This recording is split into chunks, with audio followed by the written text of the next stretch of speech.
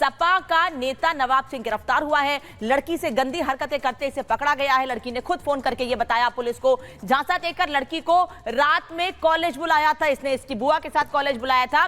लड़की रिश्तेदार के साथ सपा नेता के कॉलेज पहुंची थी। रात को कॉलेज बुलाने का क्या मतलब था? लड़की को फोन पर बात करते हुए लड़की की बुआ बाहर चली गई। तब नवाब सिंह ने लड़की से रेप करने की कोशिश की और लड़की ने सूझबूझ दिखाते हुए पुलिस को कॉल कर दिया। लड़की ने नवाब की हरकतों का विरोध किया और तुरंत 112 नंबर पर कॉल करके पुलिस को इस पूरे मामले की सूचना दी गई। उसके बाद पुलिस ने नवाब सिंह को गिरफ्तार किया है। सपा के नेता होने की वजह से उसने धौंस भी दिखाई कि वो सपा का नेता है, पुलिस उसका कुछ नहीं बिगाड़ सकती है। नवाब सिंह 25 साल से अखिलेश यादव के करीबी हैं। हमने आपको वो तस्वीर भी दिखाई कि अखिलेश यादव ने उनकी मां के निधन पर दुख जताया था। 1997 में सपा के छात्र संगठन लोहिया वाहिनी से यह शख्स जुड़ा था और तब से लगातार पार्टी के लिए काम कर रहा था। 2006 में सपा ने उसे कन्नौज सदर का ब्लॉक प्रमुख भी बनाया था और अभी लोकसभा चुनाव में बड़ी भूमिका भी रही थी अखिलेश यादव के लिए चुनाव प्रचार करने में नवाब सिंह की। बढ़ते आगे।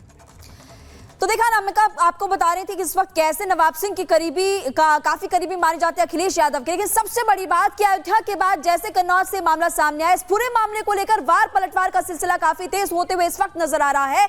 और एक तरफ अगर बीजेपी की बात करें तो समाजवादी पार्टी को बता रही कि ये चरित्र है समाजवादी पार्टी का, और दूसरी तरफ हम देख रहे हैं कि बीजेपी पर भी समाजवादी पार्टी आरोप लगा रही है। क्या आरोप लगा रही है, आप इस रिपोर्ट को देखिए।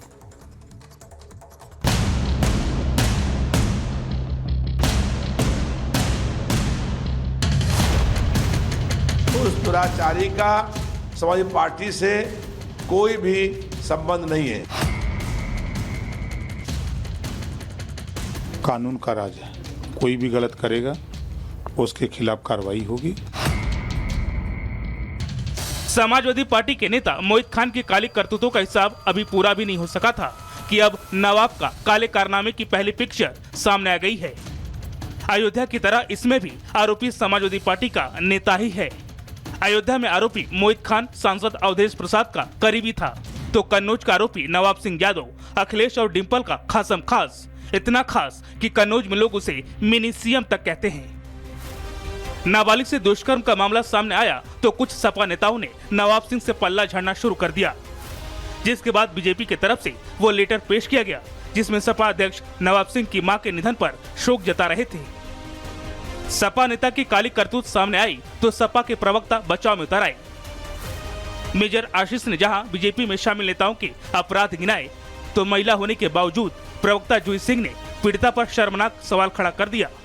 जो नवाब सिंह यादव गिरफ्तार हुए हैं, उनका समाजवादी पार्टी से पिछले 5-6 वर्षों से कोई संबंध नहीं है और वो समाजवादी पार्टी के ना प्राइमरी मेंबर हैं ना एक्टिव मेंबर हैं। आप अपने सांसदों और अपने विधायकों के जो क्रिमिनल रिकॉर्ड हैं, जो गूगल पे सारे उपलब्ध हैं, जरा एक बार तुलना करके देख लीजिए किसी भी अन्य दल से, दुगने से भी ज्यादा हैं आपके। कौन सी नौकरी थी जो 15 साल की बच्ची जो है वो रात में उनसे मांगने गई थी और सुबह उनकी बुआ की भी बात हो गई थी। 4-5 साल से वो जानते भी थे।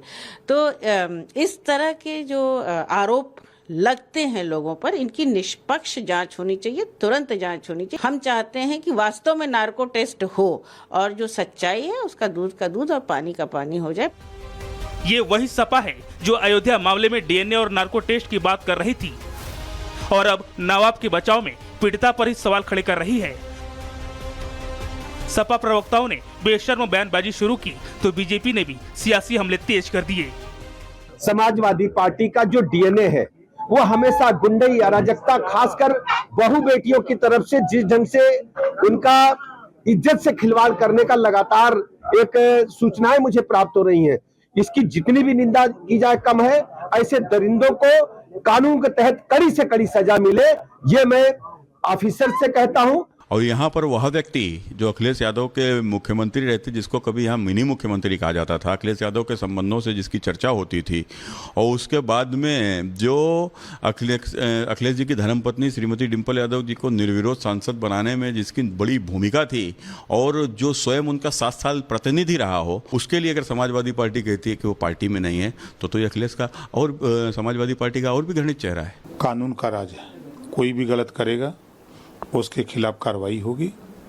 और किसी को भी कितने ही पहुंच रखता हो, चाहे वो अपने को अफलातून हो, कानून अपना काम करेगा, उसके खिलाफ कार्रवाई होगी।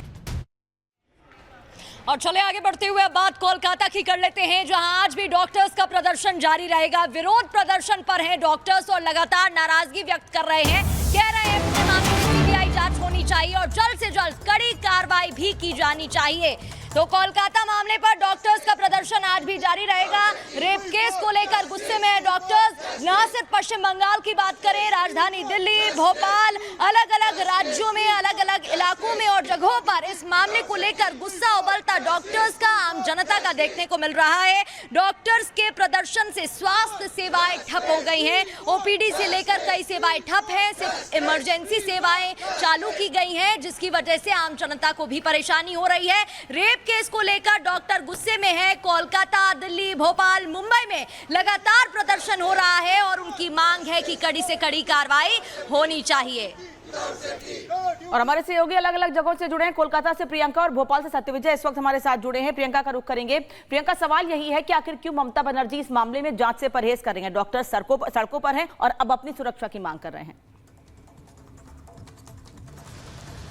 बिल्कुल, देखिए डॉक्टर सड़कों पर है। कल की अगर हम बात करें तो कल तो सड़क पर लगातार एक लंबा पूरा प्रदर्शन किया गया था। आज भी अस्पताल बदल दिया गया है और देशव्यापी प्रदर्शन का आह्वान तो पहले ही हो चुका था, लेकिन अब इन ट्रेनी डॉक्टर्स के साथ सीनियर डॉक्टर्स भी आ चुके हैं, रिटायर्ड डॉक्टर्स भी आ चुके हैं। हर कोई कह रहा है कि इसमें इंसाफ होना चाहिए, सेफ्टी से पहले ड्यूटी पर हम नहीं जाएंगे, सभी सेवाएं अपनी प्रतिबंध कर दी है। कोलकाता पुलिस धिक्कार धिक्कार के नारे भी यहाँ पर लगाए जा रहे हैं। और साथ ही आपको बता दें, पोस्टमार्टम रिपोर्ट जो है अभी बीते दिन ही परिवार को सौंपी जा चुकी है। उसमें सिलसिलेवार तरीके से साफ तौर पर दिख रहा है कि हत्या से पहले उस लेडी डॉक्टर का रेप किया गया था। परिवार के लोगों से बात की तो उनका कहना था कि बेटी से गुरुवार की रात बेटी से रात को 9 बजे बात हुई थी और उसने कहा था कि अभी खाना नहीं खाया है, ऑनलाइन ऑर्डर किया है, उसके बाद कुछ खाना मंगाएंगे। लेकिन जिस कमरे में वो सो रही थी वो सेमिनार हॉल है और वहां पर पहले उस लड़की के साथ बहुत ही बर्बरता की जाती है। शरीर पर पोस्टमार्टम रिपोर्ट में कई सारे चोट और खरोच के निशान भी मिले हैं। सवाल वही ममता बनर्जी से कि आखिर इतनी लेट लतीफी क्यों की जा रही है? एक लेडी डॉक्टर का अस्पताल के भीतर ही बलात्कार हो जाता है, उसकी गर्दन की हड्डी तोड़ दी जाती है, बहुत ही बर्बर अवस्था में वो पूरा प्रियंका, आप एक तस्वीर, एक जानकारी हम तक पहुंचा रही है। भोपाल से सत्यविजय भी इस वक्त हमारे साथ जुड़े हुए हैं। सत्यविजय, भोपाल की अगर बात करें, डॉक्टर्स की क्या मांग है वहां पर? जी हाँ, बिल्कुल। देखिए, कोलकाता में जो घटना हुई, जिस तरह से ट्रेनी डॉक्टर के साथ रेप और हत्या की वारदात को अंजाम दिया गया, उसके बाद पूरे देश में प्रोटेस्ट हो रहा है। भोपाल एम्स की आप तस्वीर देखिए, यहाँ पर सैकड़ों की तादाद में जो जूनियर डॉक्टर हैं, सभी प्रोटेस्ट के लिए यहाँ पर इकट्ठे हुए हैं। जस्टिस फॉर विक्टिम, यहाँ पर देखिए एक बैनर भी लोग लेकर चल रहे हैं। हम तमाम लोगों से, यहाँ जो डॉक्टर्स हैं उनसे बात भी करेंगे। क्या कहेंगे आप लोग, जो घटना आपने देखी कोलकाता में, इसके बाद किस तरह से प्रोटेक्शन की मांग आप लोग कर रहे हैं? एक तो हमारे लिए रेस्टोरेंट रूम रहना चाहिए। हम मोर देन 24 आवर्स ड्यूटी करते हैं, तो कोई रेस्ट रूम रहना चाहिए जहाँ पर हम थोड़ा सा आराम कर सके। सिक्योरिटी बढ़ानी चाहिए। और ठीक है, आप बताइए। पासर्स नहीं होना चाहिए, मतलब कोई भी आके कहीं पर भी आ रहा है, ये नहीं होना चाहिए। 24 आवर्स हम ड्यूटी कर रहे हैं, सेफ्टी तो होना चाहिए ना। हम ड्यूटी करने से कभी मना नहीं कर रहे हैं, हम सिर्फ अपनी सेफ्टी मांग रहे हैं। सब रेजिडेंट्स यहाँ पे 24 घंटा काम करते हैं, 36 घंटा काम करते हैं। एक नॉर्मल इंसान की टेंडेंसी होती है कि अगर वो 24-36 घंटे काम कर रहा है तो 1 घंटा उसको लगेगा कि हाँ हम कहीं जाके रेस्ट कर लें। तो वो जो रेजिडेंट लड़की थी वो भी सोच रही होगी हाँ उनके पास कोई रेजिडेंट रूम नहीं था, उनको लगा होगा कि ठीक है सेमिनार रूम है, उसकी क्लास थी। अभी क्लास से ज़्यादा सेफ एनवायरनमेंट कहीं नहीं होगा, तो वो गई होगी अपनी क्लास में। कोई नहीं सोच सकता था कि एक क्लास जैसे माहौल में ऐसी घटना घट सकती है। तो ये तो कहीं भी हो सकता है, स्पेशली सेंट्रल गवर्नमेंट इंस्टीट्यूट में फिर भी थोड़ी सिक्योरिटी होती है, लेकिन जो स्टेट मेडिकल कॉलेजेस होते हैं वो ऐसे गार्ड्स नहीं होते। बाकी सब जो पब्लिक होती है, बाकी सेलिब्रिटीज़, ये सब लोग होते हैं, बहुत प्रोटेक्टेड होते हैं। हम जो लोगों को सेव कर रहे हैं, हमारा प्रोटेक्शन कोई नहीं देखता। हमारे पास एक SOS नंबर होना चाहिए, कुछ होना चाहिए कि अगर हमें कुछ अनसेफ लग रहा है तो हम किसी को कॉन्टैक्ट करके बुलाएं। तो ये जो सेंट्रल प्रोटेक्शन एक्ट इम्प्लीमेंट होने की हम मांग कर रहे हैं, हमारा मेन मोटिव यही है आज का।